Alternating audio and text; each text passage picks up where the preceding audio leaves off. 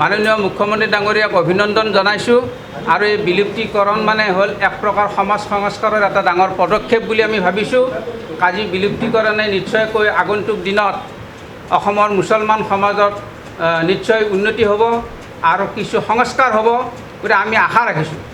আৰু ইয়াতে আমি আৰু এটা কথা স্পষ্ট কৰি দিওঁ যে বৰ্তমান বা এই বিলুপ্তিকৰণৰ আগমুহূৰ্তলৈকে যি কৰ্মৰত কাজীসকলৰ বিৰুদ্ধে কিন্তু আজিৰে আমাৰ সাংবাদমেলখন নহয়। আমি এই কৰ্মৰত কাজীসকলক চৰকাৰে ক্ষতিপূৰণ দিবৰ কাৰণে আমি চৰকাৰক দাবী জনাইছোঁ। কিন্তু এই ছিষ্টেমটো এই নানান অসংখ্য কুসংস্কাৰ ব্যাধিৰ জন্ম দিয়া সামাজিক ব্যাধিৰ জন্ম পোৱা যিটো চ'ৰ্চ এইটো চ'ৰ্চ উৎসটো হৈছে কাজীপদ।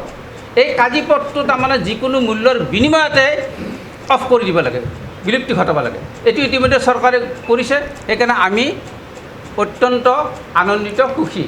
ইয়াত আৰু অন্য মানুহে ঘূৰাই পকাই এই ইছ্যুটোক লৈ সস্তীয়া ৰাজনীতি সাম্প্ৰদায়িক ৰাজনীতি কৰা উচিত নহয়। কোনোবা ৰাজনৈতিক দলৰ ডিক্টেশ্যনত কোনোবাই কিবা ক'ব, আমাৰ জনসাধাৰণৰ মাজত ভুল বুজাবুজি সৃষ্টি হ'ব।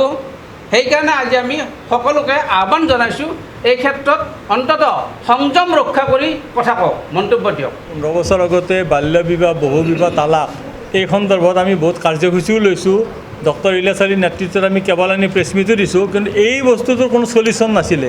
কিন্তু বৰ্তমানৰ বিজেপি নেতৃত্বৰ চৰকাৰখনে যিটো বলিষ্ঠ পদক্ষেপ লৈছে, এই কাজী পদ বিলুপ্তিয়ে আমাৰ মুছলিম মহিলাসকল সুৰক্ষিত হ'ব।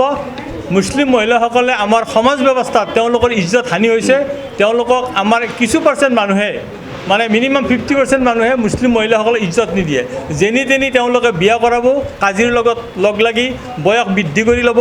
কম বয়স হ'লেও তেওঁলোকে বয়স বৃদ্ধি কৰি লৈ বিয়াখন কৰাব আৰু যিকোনো মুহূৰ্তত তেওঁলোকে তালাক ব্যৱস্থাত তেওঁলোকক মানে অবৈধ তালাক ছিষ্টেম কৰি দিলে। সেইকাৰণে এই যি মাননীয় মুখ্যমন্ত্ৰীৰ নেতৃত্বত যি আইনগত বিয়া 1 টকা ফিজ দিয়ে, তেওঁলোকে এতিয়া বিবাহ আইনৰ জৰিয়তে দি অন্ততঃ মানে যিটো গণতন্ত্ৰৰ যিটো নিয়ম। আৰু আমাৰ কোৰাণ শৰীফত এটা কথা আছে, তুমি যিখন দেশত থাকা সেই দেশৰ ৰজাৰ তুমি কামান মানি চলিব লাগে। আমাৰ কোৰাণ শৰীফত এই কথাটো লিখা আছে। কিন্তু আমাৰ একচাম ব্যক্তিয়ে সেইবিলাক গোটেই কথা পাহৰি এই যে কাজীপদটোক লৈয়ে কিছুমানে মানে ৰাজনীতিকৰণ কৰি যেনে উজনি অসম মুছলিম কল্যাণ পৰিষদে মুখ্যমন্ত্ৰীৰ লগত চেলেঞ্জ কৰিছে। এইটোত আমি অতি দুখ পাইছোঁ। সেইকাৰণেই কাৰণ বৰ্তমানৰ চৰকাৰৰ নেতৃত্বত আমাৰ 5টা জনগোষ্ঠী জৰীপ হ'বলৈ গৈ আছে। গৌৰীয়া মৌৰীয়া দেখি চয়াত জোলা খিলঞ্জীয়াৰ অধিকাৰৰ কাৰণে বৰ্তমান চৰকাৰখনে আমাৰ কাৰণে দুখোজ আগবাঢ়ি গৈছে। গতিকে আমি এই যে কাজী পদটোৰ জৰিয়তে দি আমাৰ সমাজখনত যিবিলাক বিভিন্ন ধৰণৰ মানে বদনাম, এই বদনামৰ আমি সন্মুখীন হ'ব লগা হৈছে। কাৰণ আমাৰ 1.5 কোটি মুছলমানৰ ভিতৰত প্ৰায় 40% মুছলমানে এই কাজী নিকাহৰ জৰিয়তে দি সমাজ ব্যৱস্থাটো গেলাই খেদাইছে। গতিকে আমি এই আমাৰ অসম গৌৰীয়া পৰিষদৰ ফালৰ পৰা আমি মানে আপোনালোকৰ সংবাদ মাধ্যমৰ জৰিয়তে অসমৰ ৰাইজক ক'ব বিচাৰিছোঁ এইটোৱে। গতিকে এই বিষয়টো কাজী পদ বিলুপ্তিৰ ক্ষেত্ৰত যিটো সিদ্ধান্ত লৈছে সকলোৱে মানি এইকাৰণে ল'ব লাগে। বৰ্তমান যুগটো সভ্য যুগ, ছায়েন্স এণ্ড টেকন'লজিৰ যুগ।